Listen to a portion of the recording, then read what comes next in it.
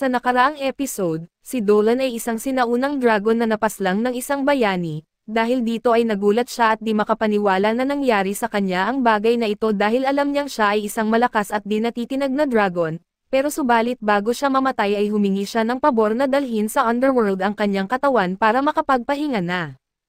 Pero sa kalaunan ay nagulat na lang siya na bigla na lamang siyang nabuhay bilang isang tao. Namuhay siya sa isang nayon at nagkaroon pa ng kakayahang katumbas ng lakas ng isang dragon, dahil dito sa katagalan ay mas lalo pang lumalakas ang kanyang kakayahan.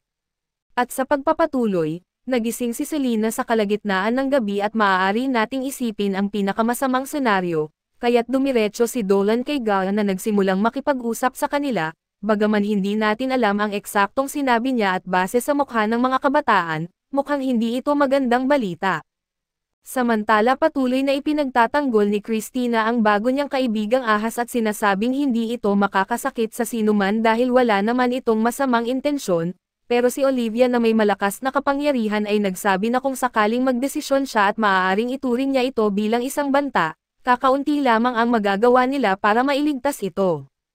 Hindi ito lubos na maintindihan ni Christina subalit naalala niyang si Kaden ay isang opisyal ng gobyerno na may mataas na posisyon, kaya hindi na ito nakapagtataka at dahil sa dami ng hindi makatarungang pangyayari ay gustong magmadali ni Christina bago pa mangyari ang anuman, ngunit ayon kay Olivia ang pangunguna sa isang utos mula sa kabisera ay maaaring magdulot ng mas malaking pagkalito para sa lahat. Sa kabila nito ay mas iniisip ng direktor ang ibang tao at ngayon, bumalik tayo kay Gala na nagsama-sama sa kanila upang ipakilala si Kaden, na nagbigay ng mainit na pagtanggap sa kaharian ng dalawa para sa ating mga bida. Bagaman hindi inasahan ng babae na makikita si Dolan kasama ang kanyang pakay at hindi nawala ang kanyang ngiti. Inimbitahan niya sila na kumain ng hapunan dahil tiyak na napagod sila sa biyahe. Hindi na kailangan si Gala dahil may masarap na pagkain na naghihintay sa bahay ni Kaden at sa buong pag-asikaso ay nagpasalamat sina Selena at Dolan para sa pagkain, habang sinabi ni Kaden na gagawin niya ang mga kaukulang papeles kinaumagahan para maging legal si Selena sa kanilang lupain. Laking ginhawa ito kay Selena na inamin na noong tinawag siya ng isang sundalo sa ganoong oras, inisip niyang puputulan siya ng ulo at hindi itinanggi ni Karen na posible iyon lalo na't dahil sa kalapitan nila sa mga alien na kilala bilang delikado, ngunit nang makita si Selena ng malapitan ay natuwa siya na walang masamang nangyari. Sa pagbabago ng eksena ay nakita natin si Gala na pumunta sa opisina ni Olivia at humihingi ng pribadong pag-uusap sa direktor nang wala si Christina. Mukhang walang problema kay Olivia na tanggapin ito at samantala, patuloy ang magiliw na pakikipag-usap ni Karen habang hinihimok ang lahat na kumain pa. Unti-unti nang nagiging magaan ang loob ng ating mga bida at habang pinuri ni Karen si Selena, sinasabing maraming lamian na siyang nakita sa buong buhay niya kaso walang kasing ganda ni Selena at dagdag pa niya sa kanilang mata, tila gutom ang nararamdaman nila sa kanyang presensya.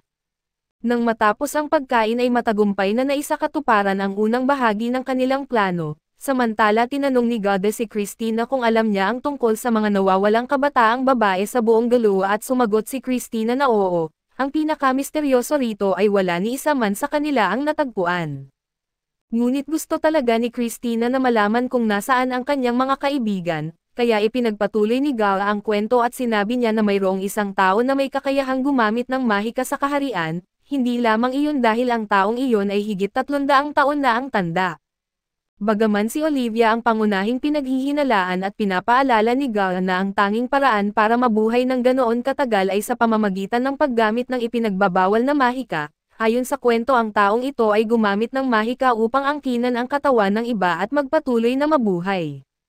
Nagkataon na ang taong ito ay interesado sa isang lamian na kilala ni Gala at sa huling bahagi, si Karen ay nakuha na si Selena upang gamitin ang kanyang katawan at dahil hindi lamang bihira ang makuha ang isang lamian ng buhay, kundi isang mahalagang pagkakataon ito para sa kanya.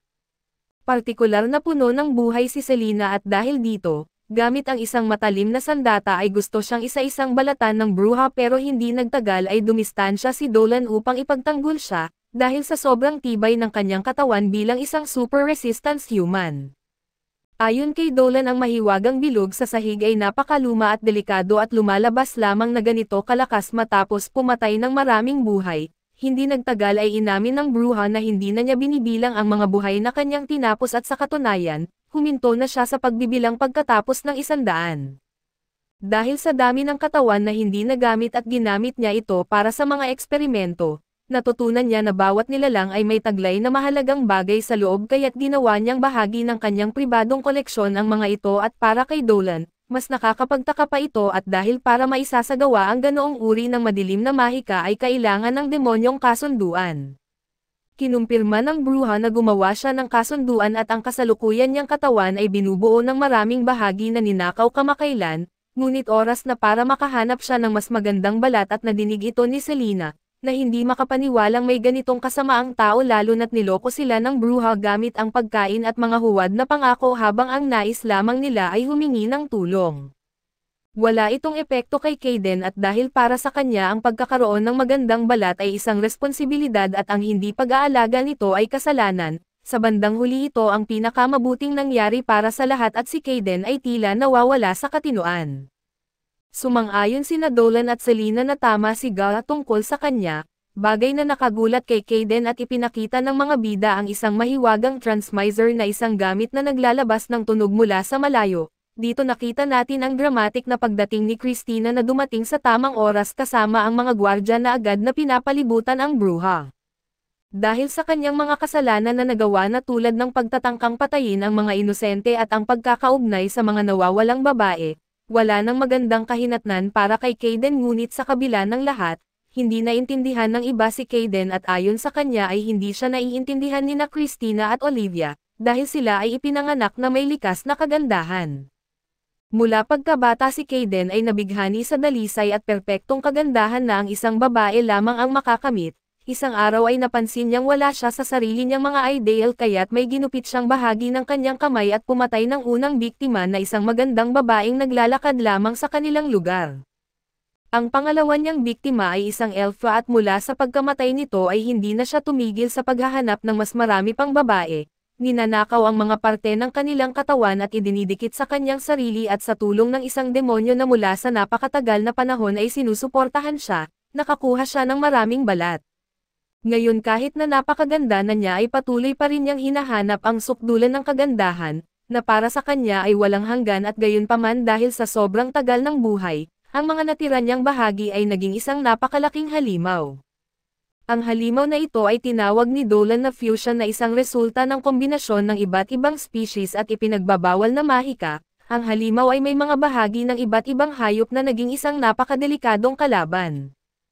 Halos mamatay ang mga gwardya ngunit sa isang saglit ay nagawang pahintuan ni Selena si Kayden gamit ang kanyang matalim na tingin, na nagbigay ng sapat na oras para makatakas sila ngunit dahil hindi pang habang buhay ang kanyang mga mata, muntik na siyang mahuli kung hindi dumating si Christina. Pinutol ni Christina ang lahat ng daliri ng halimaw kaso dahil sa malas ay mabilis itong muling tumubo at sa walang takot, pinutol ni Christina ang lahat ng kanyang mga tentacle para mapahina ang halimaw at para hindi matalo ay nagsimulang magpatawag ang halimaw ng maraming mata, bumuo ng malakas na madilim na mahika upang manalo na ikinabahala ni Olivia. Hindi niya alam kung paano mananalo at kahit gamitin pa ang lahat ng kanyang kapangyarihan, maraming inosenteng espiritu ang maaaring mawala at dahil sa lakas ng pagsabog nito ay halos wala ring makakaligtas at iniwan ni Olivia ang problema kay Dolan, ngunit napansin niya ang mahiwagang bilog sa sahig na sa kanyang pagkagulat ay isang napakalakas na uri ng mahika na maaaring lagyan ng bawal na mahika. Bago tuluyang tapusin ang halimaw ay gusto ni Dolan malaman kung sulit ba ang pagkuha ng napakaraming buhay sa lahat ng panahong iyon. Sinabi ni Kayden na mayroon siyang mas maraming mana kaysa kanino man at ipinagmamalaki niya ang pagkakapatay sa napakaraming babae. Wala nang ibang gustong marinig si Dolan at pinaalalahanan ang halimaw na ang mga ito ay mga inosenteng buhay. Gumamit siya ng kanyang makapangyarihang mga spell ng mga celestial javelins at isang kalasag upang masiguro na ang pagsabog ay makakasira lamang sa demonyo. Sa tulong ng mas mataas na antas ng mahika ni Dolan ay natalo nila ang halimaw at sa mga sumunod na araw ay nag-aaral si Selena, ngunit hindi niya ito lubos na gustong gawin at gusto nang sumuko kaso pinalakas ni Dolan ang kanyang loob, sinasabing magandang ideya ang matutong magbasa at magsulat dahil makakatulong ito sa kanya sa hinaharap. Nang bumalik si Christina ay tinanong niya kung paano na ang pag-aaral ni Selena. Ipinaalam ni Dolan na mahusay ang pag-aaral niya at natutunan niya ang kalahati ng alpabeto ng mabilis, na nagdulot ng paghanga kay Christina sa tiyaga ni Selena. Sa labas ay dumating sina Gal at Olivia para humingi ng paumanhin dahil sa pagdala sa kanila sa isang mapanganib na lugar. Para kay Selena ay hindi ito kailangan dahil sa lahat ng kanilang nalaman ay naging maayos ang lahat para sa kanya. Sinabi rin ni Dolan na nagulat siya nang marinig na maaaring incarnated siya na nagdala ng konting hiya sa kanila, gayunpaman sa mga salita ni Selena ay natapos nila ang dalawang problema sa maikling panahon. Ipinakita ni Gal ang isang espesyal na regalo at isang permiso para kay Selena na makapagstay sa galuhan ng legal, na nagbibigay sa kanya ng mga karapatan bilang isang ganap na mamamayan. Sinabi rin ni Olivia kay Dolan na may isang espesyal na tao na nais siyang makita. Agad nilang nalaman na si Denzel ito at isang matagal ng kaibigan ni Dolan at ipinakilala ni Dolan si Selena kay Denzel, na naaalala ang mga kwento tungkol sa kanya mula sa mga sulat ng ina ni Dolan. Si Denzel ang pinakamatandang anak ni Muro at dahil bihira siyang makapunta sa galuha ay naisip nilang maglibot. Habang naglalakad sa pangunahing kalye ay may isang bata ang nakalaglag ng patatas. Nais ni Selena na ibalik ito sa kanyang ngunit agad siyang nilalayo ng ina ng bata nang makita niyang isa siyang lamia. Nag-alala ang lahat sa lugar ngunit sa kabila ng pangit na sitwasyon ay hindi ito pinansin ni Selena at nagpatuloy sa pamimili ng mga regalo para sa mga tao sa bayan. Napansin ito ni Denzel at sinubukan na tulungan si Selena ngunit hindi niya ito magawa. Lumipas ang oras hanggang dumating ang sandali ng kanilang pamamaalam at inimbitahan sila ni Gal na bumalik kahit kailan nila gustuhin. Si Denzel ay nangako rin ng ganoon at bago sila magpaalam ay inimbitahan si Dolan na mag-aral sa akademyang mahika sa lugar. Matapos ang ilang pag-uusap kay Olivia at ang kanyang pagsasalaysay ng mataas na uri ng mahika na kaya niyang gawin, nakita nilang may natatanging potensyal si Dolan para sa paaralan at sayang naman kung hindi ito ipagpatuloy. Nagpasalamat si Dolan sa imbitasyon ngunit ipinaalam niyang may mga tungkulin siya sa kanilang bayan, kaya't hindi siya makakapunta at nauunawaan ito ni Denzel kaso hiniling niyang pag-isipan pa ito ni Dolan at bumalik kung kinakailangan.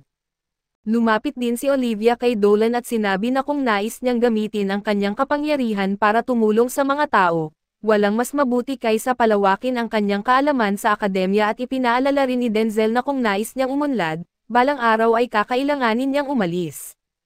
Wala nang ibang pinag-usapan kaya't nagpaalam na ang mga bida at nagsimulang umuwi. Habang nasa gitna ng biyahe ay tinanong ni Christina si Dolan kung iisipin niya ang alok ng direktor at interesado naman si Dolan na matutunan pa ang mas maraming mahika, ngunit sinabi niya na mabigat ang kanyang responsibilidad sa Verem.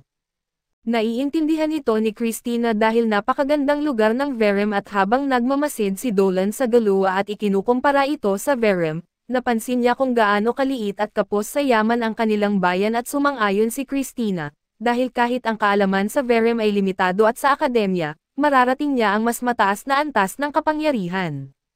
Sa kaibuturan ng kanyang puso ay pinagnilayan ni Dolan ang posibilidad na pumunta sa akademya upang mapalawak ang kanyang kakayahan, kahit na tila ayaw ni Selena sa ideyang ito at makalipas ang ilang oras sa kalagitnaan ng gabi, napuno ang kagubatan ng malalaking insekto at isang kawawang elfo ang nakakita sa mga ito na dumarating sa pamamagitan ng portal. Sa likod ng portal ay mga naglalakihang anyong humanoid. Kaso dito muna matatapos ang recap natin sa bagong anime na ito. Salamat sa inyong panonood hanggang sa muli.